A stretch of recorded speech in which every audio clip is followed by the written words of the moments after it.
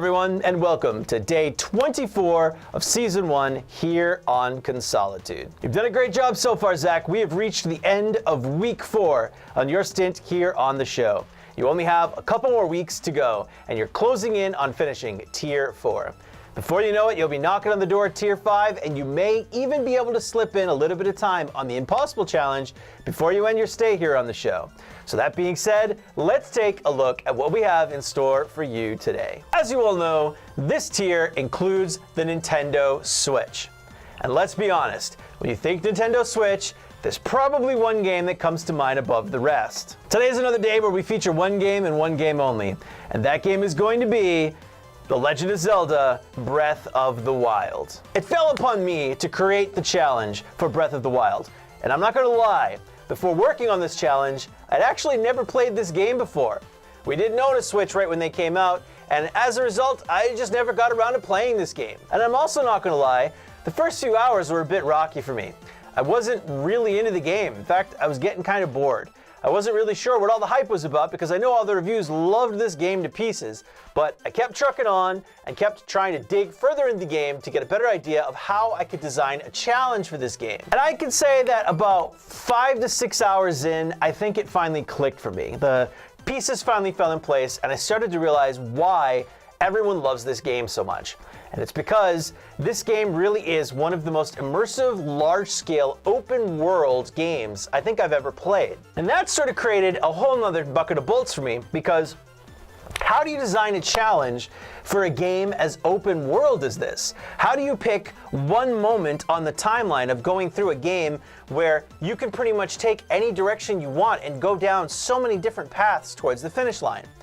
And that's where I came up with the idea of making the challenge an open world challenge. Your challenge for this game today, GrimisS, takes on multiple forms. The idea behind this is you're gonna play Breath of the Wild like most people would. You're gonna explore, you're gonna experience the game for all of its open world mechanics, and you're going to do so while still having objectives in mind that are going to earn you tons of tier points. I'm going to break this down as simply as possible, and I'm going to use layman's terms. A lot of this isn't going to be the technical terms of the game because A, I'm actually really overtired, and B, I'm really lazy. So here we go. Let me break this down for you in simple terms you're not going to forget. When you start Breath of the Wild, you're going to start in a somewhat of a contained tutorial zone, and your first challenge is to get out of this tutorial zone. You're going to know that you've successfully done so because you're going to get your hang glider. Once you earn that hang glider, that's your first 25 tier points. Now, unlocking the hang glider pretty much unlocks the game itself. I mean, from that point on, you can go anywhere in this game. They do give you a specific story mission that you should follow to continue the path towards an important part of the tier points later. However, on your path to that, you're given many options. There are 2 kinds of recurring unlockables in this game. The first of which are caves that you're going to experience during the tutorial, because you're going to have to beat 4 of them to beat the tutorial, that are scattered all throughout the open world. Entering one of these caves is going to trigger a mini-game puzzle that's going to ask you to use your devices and magics in order to defeat it. Every single time you find one of these caves and complete it, you're going to earn tier points. That means you could spend all the time you want literally just hunting out these caves for these puzzles and beating them. And if you wanted to play the game today that way, you could. You could scour the map finding as many of these caves as you wanted, and as mentioned, every time you beat one, you will earn 5 tier points. Now, 5 tier points may not seem like a lot, but let me tell you, there's a lot of these caves on the map, and a lot of them don't take very much time at all to beat. In addition to the caves, there are also giant towers that appear in every single level. These towers are extremely reminiscent of a mechanic in Assassin's Creed. Anybody that's ever played Assassin's Creed knows that if you climb to the top of the really high towers in the new zones and use your scouting ability, you basically unlock the map for that new zone. Well, Breath of the Wild has the same mechanic, and in each of the major map points, there are one of these giant towers. For every one of these towers that you find and climb and scout the new map, we're going to give you another 10 tier points, which means now you can hunt for the caves for 5 apiece and hunt for the towers in each zone for 10 apiece, racking up multiple tier points all at once as you explore the map and complete the mini games. In addition to that, there are also 2 ways to earn large amounts of tier points at once. First of which is to follow the story mission as I mentioned before.